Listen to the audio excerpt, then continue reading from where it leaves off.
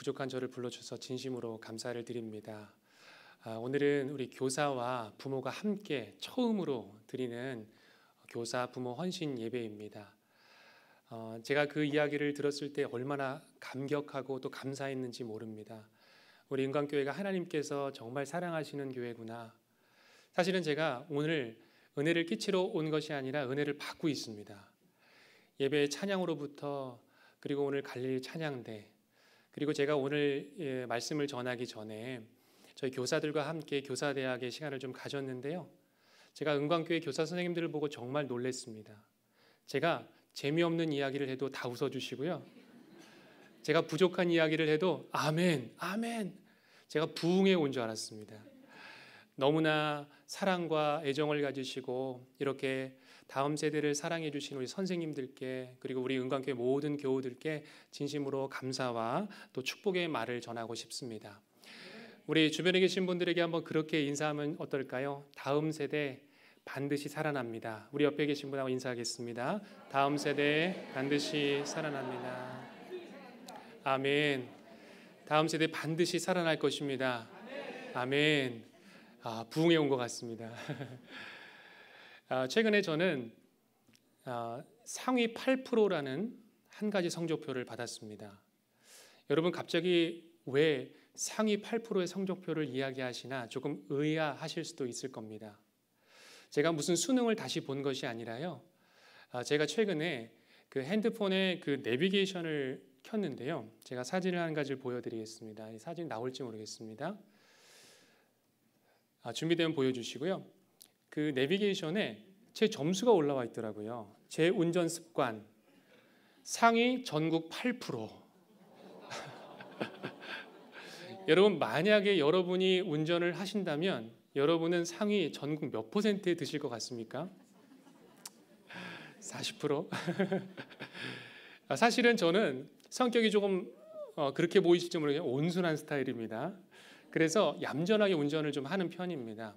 그런데 사실 제 내심으로는 저는 상위 1%일 것이다 라고 생각을 했는데 막상 8%, 92점 점수를 받고 나니까 제 마음이 어땠을까요?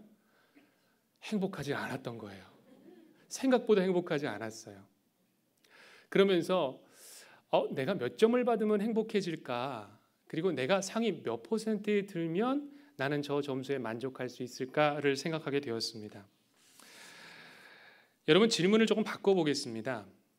만약 하나님께서 여러분의 신앙생활에 점수를 매기신다면 여러분 몇 점을 받으실 자신이 있습니까? 만약 여러분이 드리는 예배 생활, 여러분이 예배를 드리시면서 딴 생각을 하는 횟수, 그리고 목사님의 설교에 의심을 품는 마음, 그리고 한번 졸았다가 눈을 뜬 횟수, 만약에 하나님께서 이렇게 항목별로 여러분의 신앙을 평가하셨다면 여러분은 과연 몇 점을 받았을까요? 최근 그 스카이캐슬이라는 드라마가 굉장한 시청률을 기록했습니다. 여러분들 아마 보신 분들이 많으실 텐데요. 제가 주제가는 굳이 부르지 않겠습니다. 너무 유명해서. 그런데 그 스카이캐슬이라는 드라마가 정말로 사회적인 이슈를 이끌어냈던 이유 중에 하나는 1등이라는 단어를 숭배하는 이 사회의 분위기 가운데서 등수보다 더 중요한 것이 있다. 즉, 등수보다 더 중요한 가치들이 있다는 것을 분명히 드라마가 말해 주었기 때문입니다. 여러분, 우리는 어떤 시대를 살아가고 있습니까? 바로 등급을 최고의 목표로 삼는 사회에 살고 있습니다. 그리고 우리 아이들은 아이들의 성적에 따라 줄을 세우는 시대에 살고 있습니다. 분명히 우리 아이들은 한우가 아니고 가축이 아닌데 아이들의 성적에 등급이 매겨져 버립니다. 그리고 그 등급에 따라 아이들의 삶 또한 달라지게 됩니다. 그런데 정말로 안타까운 것은 이런 세상의 원리가 고스란히 가정에도, 그리고 믿는 가정에도 들어와 있다는 것입니다. 자녀의 성적에 따라 우리 부모의 표정이 바뀌죠. 자신감도 달라집니다. 그리고 반찬도 달라지고요. 그리고 자녀들에게 베풀어주는 어떤 선물도 달라집니다. 말투도 달라지죠. 심지어 교회 안에서도 자녀가 성적이 좋으면 괜시리 자신감이 생깁니다. 믿는 부모들조차도 우리 자녀에게 이런 메시지를 던집니다. 너의 가치를 증명하는 것은 성적이야. 어떤 분은 그러실지 모릅니다. 목사님, 당장 입시가 코앞에 있는 아이들에게 무슨 소리 하십니까? 우선은 공부부터 해야죠. 그리고 신앙생활은 조금 나중에 해도 괜찮지 않겠습니까? 2015년도 한국 기독교 언론 포럼에서 크리스찬 부모님들에게 설문조사를 했습니다. 앞에 슬라이드를 보여주실 텐데요. 크리스찬 부모들에게 질문을 던졌습니다. 학원 시간과 교회 시간이 겹칠 때에 교회 예배에 빠질 수 있냐라는 질문이었습니다. 은광교회 부모님들은 그러시지 않겠지만 많은 한국의 부모님들은 교회에 빠질 수 있다라고 대답했습니다. 무려 몇 퍼센트요? 46.4%가 그렇게 대답했습니다. 지금 한국 교회에서 예배를 드리고 있는 부모님들 머릿속에는 나는 예배자로 서지만 지금 나의 자녀들은 예배보다 더 중요한 게 있어. 그것보다 더 급한 게 있어라는 메시지를 끊임없이 자녀들에게 던지고 있는 것입니다. 정말로 그 말을 증명하듯이 이 한국교회의 중고등부는 중간고사와 기말고사의 급격한 감소를 출석이 줄어드는 모습을 나타내고 있습니다. 주일에 학원 보충으로 발걸음을 향하는 우리 자녀들이 머릿속으로 무슨 생각을 하게 될까요?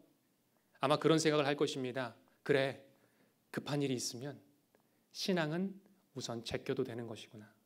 신앙은 나중에 해도 되는 것이구나. 더 중요한 게 생기면 우선 그것부터 하는 게 중요하구나 라는 것을 우리 자녀들이 마음으로, 머리로, 부모로부터 배운다는 것입니다. 귀하신 여러분, 그러나 세상은 등수를 매기지만 가정에는 등수가 있어서는 안 됩니다. 살아가는 우리 자녀들은 오늘도 세상 가운데 수많은 상처들을 받아왔습니다. 자신을 성적으로 평가하고 일렬로 줄을 세워서 그것으로 자신의 가치를 증명하라는 이 세상 가운데 끊임없는 상처를 받고 가정으로 돌아왔습니다. 그런데 가정에 돌아와서도 부모님에게 듣는 이야기는 여전히 성적 이야기입니다. 우리 자녀들이 부모님에게 그런 이야기를 들을 때 우리 자녀들이 어떤 마음을 품게 될까요? 그리고 어떤 가치를 가진 자녀들로 성장하게 될까요? 그러나 가정은 절대적인 수용과 용서가 있어야 되는 곳입니다. 성적이 먼저가 아니라 하나님이 주신 하나님의 그 나라의 원리, 말씀이 우선시되고 하나님의 이야기가 가정에 넘쳐나는 것이 우리 가정에 하나님 주신 귀한 목적입니다. 여러분, 그때 우리 다음 세대들은 세상을 이길 수 있는 힘을 갖게 됩니다. 하나님의 법칙이 내가 세상 가운데 살아갈 때는 이 이야기를 듣지 못했는데 우리 부모님을 통해서, 우리 아빠를 통해서, 우리 엄마를 통해서 세상의 가치와 다른 이야기를 내가 들을 수 있구나. 하나님 나라가 정말로 존재하는구나. 하나님 나라가 정말로 있는 것이구나. 말로만 하는 하나님 나라가 아니라 우리 가정이 그런 하나님의 나라이구나라는 것을 우리 자녀들이 믿음 가운데 경험해야 되는 것입니다. 여러분, 그럴 때 우리 자녀들은 세상의 자녀들과 전혀 다른 자녀들로 성장하게 됩니다. 비전과 그리고 하나님 주신 은혜를 품고 자라나는 하나님의 복된 자녀들이 될 줄로 믿습니다. 여러분, 그동안 우리는 신앙교육을 어떻게 해왔습니까? 대부분의 부모님들이 우리 자녀들의 신앙교육을 교회학교 교사들에게 맡겼습니다. 우리 지금 교회학교 선생님들 많이 앉아 계신데요. 물론 우리 교회학교 교사 선생님들이 그동안 해오셨던 수고와 애씀과 노력 정말로 값지고 귀한 일입니다. 그런데 이 교회학교 시스템은 교회학교를 성장시키는 너무나도 귀중한 일을 했지만 한편으로는 부모와 그리고 자녀의 신앙이 분리되는 그런 현상을 만들어 온 것도 사실입니다. 아침에 이 교회에 부모와 함께 왔지만 자녀와 부모가 하나님의 이야기 그리고 어떤 말씀을 들었는지 같은 말씀의 본문을 듣지 않게 된다면 하나님 이야기를 하지 않을 가능성이 매우 높습니다. 그리고 집에 돌아가서도 일주일 동안 정말로 하나님의 이야기를 한 번도 하지 않는 가정들이 생각보다 많이 있습니다. 여러분, 우리 가정에 하나님의 이야기가 채워지지 않으면 어떤 이야기들이 채워지겠습니까? 세상의 이야기, 성적의 이야기, TV 이야기, 연예인 이야기, 각종 다른 세상의 이야기들이 채워질 수밖에 없습니다. 그러나 우리 가정에 하나님의 이야기가 가득 채워지기 시작하면 하나님이 역사하시는 가정으로 변화되어지는 것입니다. 여러분, 이 이야기를 뒷받침하는 조사가 2017년 한국 기독교 목회자 포럼에서 열렸습니다. 크리스천 부모님들에게 질문을 던졌습니다. 가정 내의 신앙교류를 위한 활동 일주일간 한 번이라도 있으셨습니까? 여러분, 설문조사 결과가 어떻습니까? 충격적이지 않습니까? 믿음의 부모라고 하는 우리 부모님들이, 나의 자녀를 하나님께 맡겼다라고 고백하시는 부모님들이 가정에 돌아가서는 자녀들과 하나님의 이야기를 단 한 번도 하지 않으시는 부모님들이 무려 60%가 이루고 있습니다. 여러분, 이것은 굉장히 심각한 이야기입니다. 우리 부모님들이 신앙생활에 열심을 내고 자신들은 열심히 하나님 앞에 헌신하지만 정작 자식의 그리고 자녀들의 신앙교육의 문제 앞에서는 속속히 정말 무참히 무너지고 있는 모습을 보여주기 때문입니다. 여러분, 우리 자녀들은 지금 정말로 하나님의 자녀다운 양육을 받고 있는 것입니까? 우리가 읽은 이 신명기 6장의 본문은 신앙교육이 먼저 일어나야 될 곳은 분명히 가정이며 부모가 가정의 신앙교사가 되어야 된다는 것을 분명히 가르쳐주고 있습니다. 오늘 본문은 아니지만 신명기 6장 5절부터 7절 우리 한번 찾아서 한번 같이 봉독해 보았으면 좋겠습니다. 제가 화면으로도 준비는 해놓았습니다. 같이 5절부터 7절까지 우리 합독으로 한번 같이 봉독해 보겠습니다. 너는 마음을 다하고 뜻을 다하고 힘을 다하여 내 하나님 여호와를 사랑하라. 오늘 내가 내게 명하는 이 말씀을 너는 마음에 새기고 내 자녀에게 부지런히 가르치며 집에 앉았을 때든지 길을 갈 때든지 누워 있을 때든지 일어날 때든지 이 말씀을 강론할 것이며. 아멘. 하나님께서는 모든 부모에게 말씀하십니다. 부모가 신앙교육의 첫 번째 교사이다. 물론 교회 학교 교사에게 너의 자녀의 신앙교육을 맡기는 것도 중요하지만, 그러나 부모가 먼저 가정의 신앙교사가 되기를 분명히 말씀하고 계십니다. 그런데 신명기 6장 7절에 보시면 내 자녀를 부지런히 가르치라고 말씀하시기 전에 왜 하나님께서는 하나님을 사랑하라고 말씀하셨을까요? 부모의 신앙을 자녀들이 그대로 보고 자라기 때문입니다. 부모가 다다른 곳까지 우리 자녀들이 다다를 수 있습니다. 부모가 보여주는 만큼, 부모가 눈을 열어서 그 눈 가운데 하나님을 보여주는 만큼 우리 자녀들은 하나님을 볼 수 있습니다. 바꿔 말하면 우리 부모님들이 먼저 하나님 앞에 양육을 받아야 한다는 것입니다. 부모님들이 매일매일의 삶 가운데 하나님의 말씀을 정말로 사랑하고 하나님의 그 음성 앞에 엎드리며 하나님의 말씀을 제가 먼저 사모합니다. 우리 자녀들을 신앙으로 양육하기 위해서 제가 하나님의 말씀 앞으로 먼저 나아갑니다. 이 믿음의 고백이 필요하다는 것입니다. 사랑하는 여러분, 부모가 하나님을 사랑하는 만큼 우리 자녀들은 하나님을 사랑하게 될 것입니다. 우리는 이제 신명기 6장 초반에 이 쉐마의 말씀을 지나서 오늘 본문의 말씀을 만나게 됩니다. 오늘 봉독한 신명기 6장 20절의 말씀은 이 부모와 자녀에게 있어서 아주 중요한 순간을 말씀하는데요. 오늘 너무나도 중요한 20절의 말씀, 신명기 6장 20절 말씀 다 같이 한번 같이 봉독해 보도록 하겠습니다. 후일에 내 아들이 내게 묻기를 우리 하나님 여호와께서 명령하신 증거와 규례와 법도가 무슨 뜻이냐 하거든. 아멘. 우리 자녀들은 언젠가 그리고 어떤 순간에 우리 부모님들에게, 엄마에게, 아빠에게 신앙적인 질문을 던지게 될 것입니다. 아빠, 하나님께서 명령하신 이 말씀의 뜻이 무엇이에요? 아버지, 어머니, 아버지가 믿는 하나님, 그리고 어머니가 경험하신 하나님은 어떤 하나님이십니까? 이런 자녀들의 질문은 우리가 살아가고 있는, 그리고 우리의 자녀들에게도 실제로 이루어지고 있는 질문들입니다. 저희가 수련회 기간 동안에 우리 초등학교 5, 6학년 아이들에게 질문을 받았습니다. 궁금한 게 뭐냐? 신앙적인 궁금함, 믿음에 대해서 궁금한 것이 무엇이냐라고 질문을 던졌는데요. 제가 그 질문을 받고 깜짝 놀랐습니다. 우리 초등학교 5학년, 6학년 아이들의 질문의 수준이요. 정말로 놀라웠기 때문입니다. 제가 어떤 질문을 던졌는지 여러분에게 한번 말씀드려 보겠습니다. 처음에 이런 질문을 던졌습니다. 하나님은 정말 계십니까? 두 번째 질문은 천사와 악마는 정말 있습니까? 지금까지 좀 무난한 질문이죠. 세 번째 질문입니다. 왜 하나님은 선하신데 세상에는 악이 승리하나요? 자, 이제 점점 어려워집니다. 네 번째 질문. 제가 이 질문을 받고 정말 깜짝 놀랐습니다. 제가 보기에는 그리스도인들이 더 나쁜 범죄를 많이 저지르는 것 같은데 어떻게 된 건가요? 다섯 번째 질문입니다.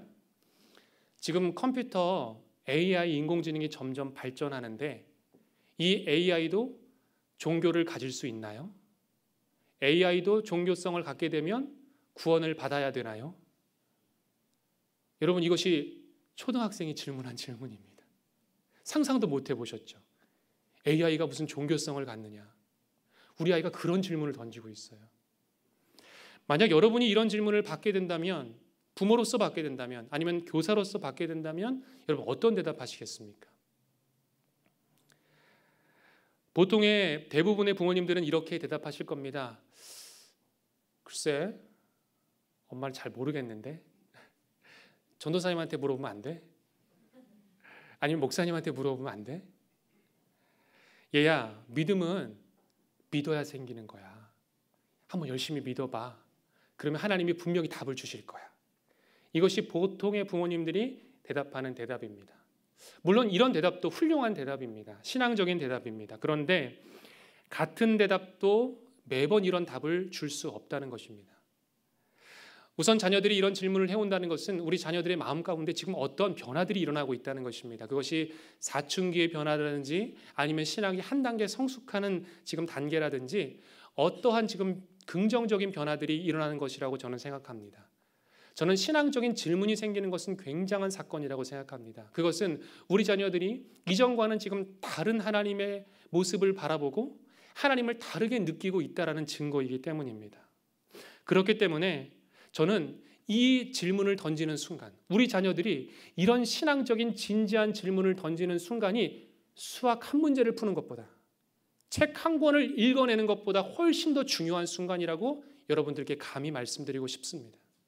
여러분, 이 순간을 놓치면 안 됩니다. 우리는 이 순간을 너무 쉽게 흘려보냅니다. 그러나 우리 자녀들이 이 질문에 대한 답을 얻지 못하면 우리 자녀들 마음 가운데 이 대답에 대한 의문증이 쌓이기 시작합니다. 이것이 어떻게 쌓일까요?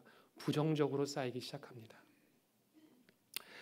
오늘 20절에 사용된 이 후일에라는 단어가 있습니다. 이 후일에라는 단어는 이 히브리어 원어로 보게 되면 다가오는 광명의 아침이라는 단어, 즉 문학적인 이 뜻이 이 안에 들어져 있습니다. 즉 후일에 우리 자녀들이 부모님들에게 신앙적인 질문을 던졌을 때에 그 질문을 우리 자녀들이 해결을 받았을 때에 그것에 대한 대답을 얻었을 때에 그 자녀의 후일은 그리고 자녀의 미래는 광명된 아침이 임할 것이지만 그러나 우리 자녀들이 그 대답을 얻지 못할 때는 우리 자녀들의 아침이 밝지 못할 수도 있다는 하나님의 엄중한 경고가 이 안에 들어있는 것입니다. 저희 교회에서 있었던 일인데요. 어떤 가정의 이야기를 듣게 되었습니다. 그 자녀가 이제 고3이었는데요. 고3을 끝내고 나서 부모님에게 선전포고를 했습니다. 엄마, 나 이제 더 이상 교회 안 다닐 거야. 이 아이가 굉장히 모범생이었어요. 예배 결석 안 하고요. 주일에 정말 모범적으로 말씀 듣는 아이였어요. 그런데 갑자기 선전포고를 한 것입니다. 그러면서 부모님에게 죄에 대해서 그리고 이 세상에 대해서 하나님이 악이 이렇게 관영하는 것을 보고 계시는 것을 도저히 자기는 이해할 수가 없다는 것입니다. 그러면서 부모님에게 선전포고를 한 거예요. 나는 더 이상 하나님을 믿기가 어렵다. 그러면서 이 부모님이 저에게 목사님 기도를 부탁합니다라고 말씀을 해오셨습니다. 저는 그 가정을 보면서 바로 그때가 오늘 신명기 6장 20절에서 말씀하신 그때가 아닌가. 이 부모님들이, 아니 이 아이가 분명히 언제 어디선가 부모님에게 수없이 이런 질문들을 던져왔을 텐데 부모님이 그 질문에 대한 대답을 하시지 못할 수도 있었겠구나라는 생각을 하게 되었습니다. 우리 자녀들은 분명히 후일에 질문을 던질 것입니다. 엄마, 아빠, 제가 왜 하나님 믿어야 돼요? 부모님이 믿는 하나님 어떤 하나님이십니까? 우리 자녀들이 진지한 질문을 던질 때 우리는 어떤 대답을 해야 되겠습니까? 오늘 본문 21절 그리고 22절이 오늘 그 해답을 우리에게 주고 있습니다. 우리 본문 21절과 22절 말씀 또 같이 한번 합독으로 봉독해 보겠습니다. 우리가 옛적에 애굽에서 바로의 종이 되었더니 여호와께서 권능의 손으로 우리를 애굽에서 인도하여 내셨나니 곧 여호와께서 우리의 목전에서 크고 두려운 이적과 기사를 애굽과 바로와 그 온 집에 베푸시고. 아멘. 21절과 22절의 말씀을 풀어보면 이렇습니다. 우리가 옛적에 이 바로의 종이 되어서 아주 힘들고 그리고 어려운 시기를 지나고 있었어. 그런데 그때 말이야, 하나님께서 놀랍게 역사하신 거 알아? 권능의 손으로 우리를 애굽 땅에서 건져내셨어. 나일강이 피로 변하기도 했고 개구리가 온 사방에서 뛰쳐나오기도 했고 결국에는 하나님의 말씀대로 6월절에 우리가 애굽 땅을 탈출했단다. 그런데 또 어떤 일이 일어난 줄 알고 있니? 우리 앞에는 홍해가 가로막고 있고 뒤에는 애굽 군대가 우리를 쫓아왔어. 그런데 하나님이 그때 어떻게 역사하신 줄 아니? 끊임없이 하나님의 역사를 이야기하고 있는 우리는 본문을 만나고 있습니다. 부모 세대는 하나님께서 실제적으로 역사하셨던 그 이야기, 멀리 계신 하나님이 아니라 바로 나의 하나님, 나의 삶 가운데 역사하셨던 하나님, 우리 민족 가운데 역사하셨던 하나님, 그 살아계신 하나님의 이야기를 우리 자녀들에게, 다음 세대에게 증거하고 있었던 것입니다. 여러분, 부모가 만난 그 살아계신 하나님, 그 하나님을 증거할 때에 우리 자녀들은 하나님, 그 살아계신 하나님을 만날 줄로 믿습니다. 제가 사역하는 이 충신교회는 부모 교육을 굉장히 중점적으로 하고 있습니다. 그래서 부모학교와 가정예배학교를 진행하고 있는데요. 오늘 그 모든 것을 다 설명드리기는 조금 어렵지만 간단하게 좀 설명을 드리겠습니다. 먼저 이 부모학교를 진행하다 보니까 가장 첫 번째 일어난 변화는 바로 교회학교가 살아난 것입니다. 어떻게 부모를 교육했는데 교회학교가 살아날 수 있을까? 왜냐하면 부모님들이 적극적으로 신앙의 부모로 세워져서 자녀 양육의 최우선 순위를 신앙에 두셨기 때문입니다. 교회학교의 출석률이 놀랍게 높아졌을 뿐만 아니라 이 교회학교의 신앙교육에 부모가 적극적으로 참여해 주기 시작했습니다. 이 사실을 가장 잘할 수 있는 부서가 있습니다. 고등부입니다. 고3 아이들이 수련회를 오는 것은 쉬운 일일까요? 어려운 일일까요? 쉽지 않습니다. 우리 학교는 고3 아이들 수련회 많이 오죠? 네, 알겠습니다. 대부분 교회가 어렵습니다. 그런데 정말 놀라운 것은요, 저희 교회는 고3 아이들이 수련회를 오지 않으면 이상한 아이 취급을 받습니다. 그래서 제가 물어봤어요. 수련회에 가득 차 있는 고3 아이들을 보면서, 그것도 여름 수련회입니다. 겨울 수련회가 아닙니다. 한창 공부할 때이죠. 어떻게 왔어? 너네들 공부 포기한 거 아니야? 라고 물어봤더니 공부 포기 안 했대요. 열심히 하고 있대요. 고3 아이들이 어떻게 수련회장에 나올 수 있었을까? 부모님들이 보내주셨기 때문에 가능한 일입니다. 그러니까 부모님의 그 믿음을 아이들이 보고 있는 거예요. 우리 엄마 아빠의 우선순위는 내 성적보다, 내 성적도 중요하지만 그것보다 내가 하나님 앞에서 먼저 은혜 받는 게 중요한 것이구나. 우리 아이들이 그 가치를 통해서 배우는 거예요. 제가 그 수련회 사진을 몇 장 가져왔는데요. 사진을 좀 보여주시면, 네, 뒤로 조금 더 넘어가 주시면 좋습니다. 이게 이제 구페어런팅 원 이제 부모 예비 학교 저희 사진이고요. 뒤로 쭉쭉 넘어가 주시면 좋습니다. 네, 장면을 조금 보여드리겠습니다. 지금 이제 8기, 올해 9기가 진행되고요. 다음 장면이 여기 있습니다. 그 다음 이제 저희 고3 아이들 앞에 나와서 열정적으로 찬양하는 장면이고요. 저희 교회 아이들이요, 고3 아이들, 뭐 고등부 아이들 집회를 4시간씩 해요. 4시간씩 집회하는데 아이들이 지치질 않아요. 목사님 더 해주세요.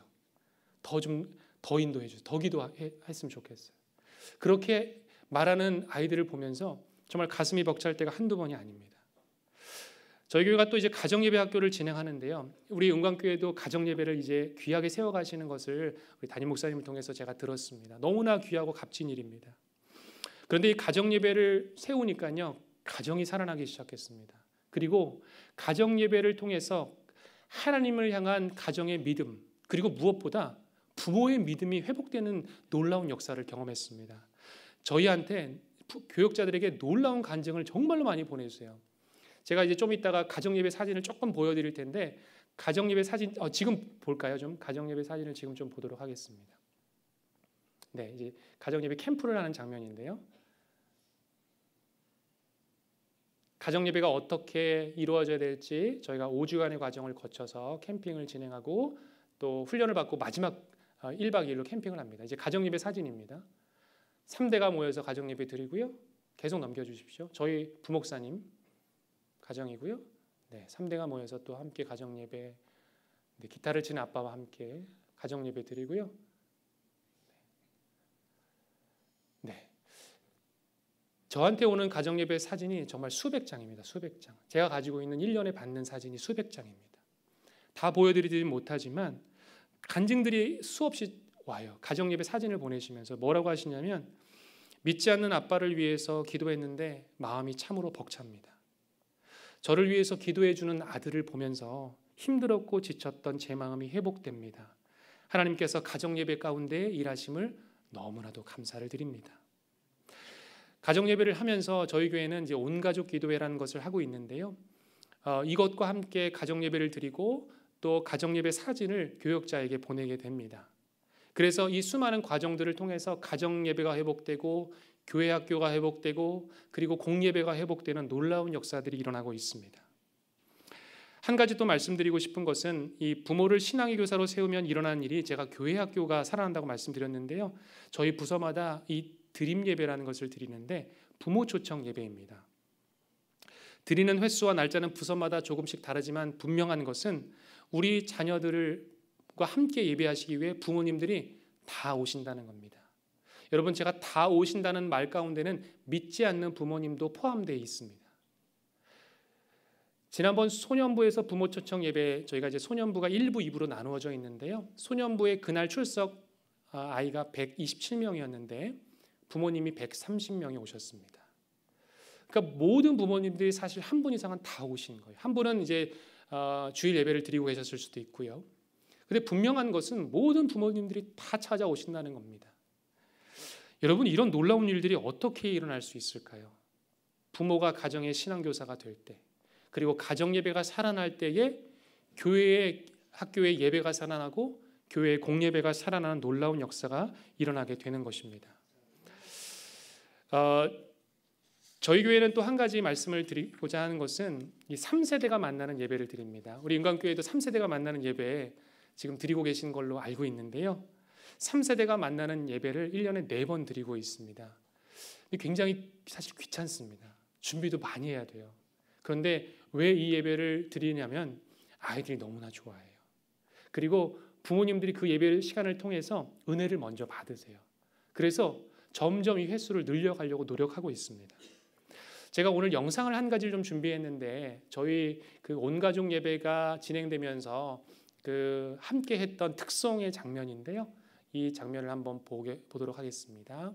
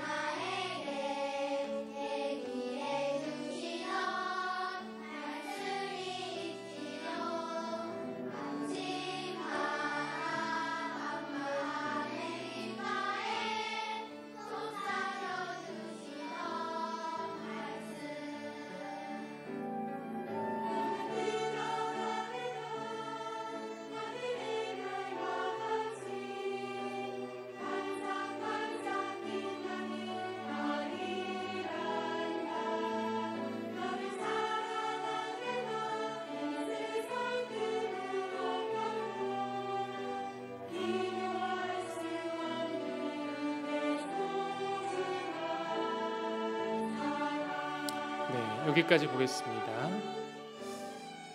제가 여러분 이 영상을 보여드린 이유가 있습니다.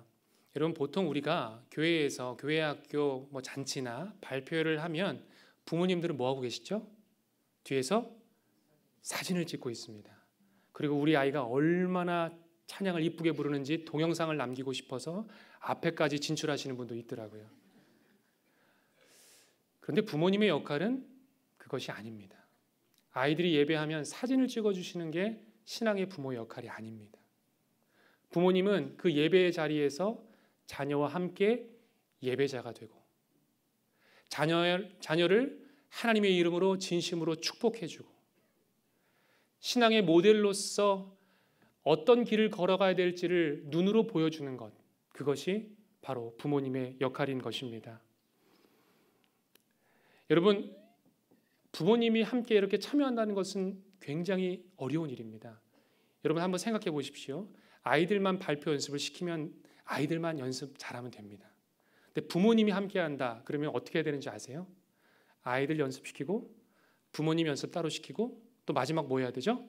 같이 연습시켜야 됩니다. 3배의 노력이 들어갑니다. 제가 왜 3배의 노력을 말씀드리는 것일까요? 그만큼 부모를 신앙의 교사로 세우는 작업은 쉬운 일은 아닙니다. 생각보다 어려운 일일 수 있습니다. 그러나 분명한 가치가 있는 일입니다. 여러분, 자녀들과 함께 예배하는 존재가 바로 부모임을 반드시 기억하시길 바랍니다. 부모는 다음 세대에게 그런 예배자로 서 있는 그 모델이 되어줘야 되는 귀한 존재임을 여러분 기억하시길 바랍니다. 부모가 가정교사의 그 가정의 신앙교사로서 먼저 세워질 때에 하나님은 놀라운 역사 가운데 우리 가정들을 세워나가실 것이고 우리 은강교회를 세워나가실 것이고 우리 교회 학교를 놀랍게 부흥시켜 주실 것입니다. 이제 말씀을 마무리하고자 합니다. 오늘 말씀을 보면 후일에라는 말씀을 드렸습니다. 제가 분명히 말씀드리지만 모든 부모님들에게 그리고 모든 자녀에게 이 후일에가 반드시 찾아올 것입니다. 그리고 이미 그 후일에를 경험하고 계신 부모님들도 있을 줄 압니다. 하나님의 그 이유를 물어오는 아이, 하나님을 왜 믿는지에 대한 그 합당한 이유를 물어오는 아이들에게 그 결정적인 순간 앞에 우리 부모들과 교사들이 정말 잘 준비되어서 하나님은 이런 분이야, 아빠, 엄마의 삶을 보고 배웠으면 좋겠다라는 그 믿음의 고백, 우리 선생님들의 고백 가운데서는 수많은 그 믿음의 역사 가운데 나를 만나주셨던 하나님, 나와 동행하신 하나님, 그 하나님이 너희와 지금도 함께하고 계셔. 이 하나님을 너희가 믿기를 축복한단다 라는 그 믿음의 고백이 우리 모든 교사들과 그리고 우리 모든 부모님들에게 임하실 수 있기를 주님의 이름으로 축원드립니다. 함께 기도하겠습니다. 하나님 감사합니다. 오늘 하나님께서 귀하게 세우신 우리 교사 선생님들과 그리고 신앙의 부모가 되신 신앙의 교사가 되신 부모님들을 이 자리 앞에 세워주셨습니다. 주님, 우리 자녀들이 후일에 믿음의 질문을 던지는 그 순간 하나님, 우리가 잘 준비되어서 신앙의 모델이 되어서 우리 자녀들에게 하나님의 역사를 증거해 줄 수 있는 귀한 부모와 선생님들 될 수 있도록 축복하여 주시옵소서. 예수님의 이름으로 기도하옵나이다. 아멘.